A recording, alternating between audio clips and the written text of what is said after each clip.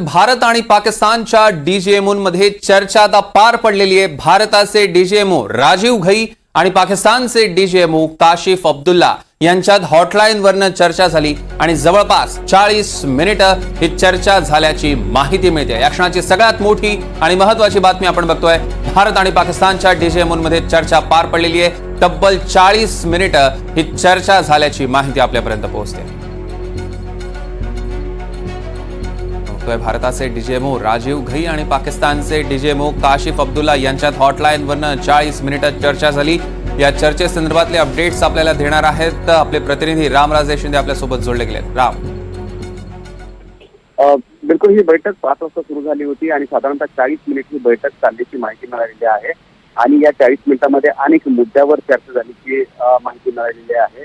त्यामध्ये cease fire आहे, seize फायरचं उल्लंघन करू नये, त्याचबरोबर एकमेकाच्या क्षेत्रामध्ये जाऊ नये, आणखीन अनेक जे बंधनं आहेत ते पाहण्याच्या संदर्भामध्ये चर्चा झाल्याची माहिती मिळते। परंतु ही संपूर्ण चर्चा जी होती ती जर इंग्रजी जर शब्द वापरायचा तर फ्रुटफुल झाली का नाही हे मात्र जेव्हा लष्कराचे अधिकारी पत्रकार परिषद घेतील तेव्हाच कळेल।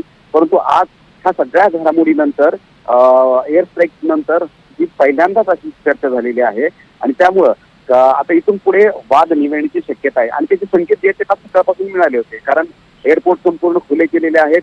त्याचबरोबर सामान्य जनजीवन झालेलं आहे, रात्रीपासून कोणतंही सीज फायर उल्लंघन झालेलं नाहीये। त्यामुळे हे संकेत जे होते ना काल रात्री आणि सकाळपासून मिळालेले आहेत। परंतु या चर्चामधून खऱ्या अर्थानं त्याचं मूळ स्वरूप येणं गरजेचं आहे। त्यामुळे ही चर्चेमध्ये काय झालेलं आहे हे पाहणं गरजेचं आहे की जेव्हा लष्कराचे अधिकारी पत्रकार परिषद घेतील तेव्हा मात्र याच्यामधून स्पष्ट होईल। निश्चितच रामराजे यावर लक्ष ठेवून त्याचे अपडेट्स घेऊ। तुर्तास धन्यवाद।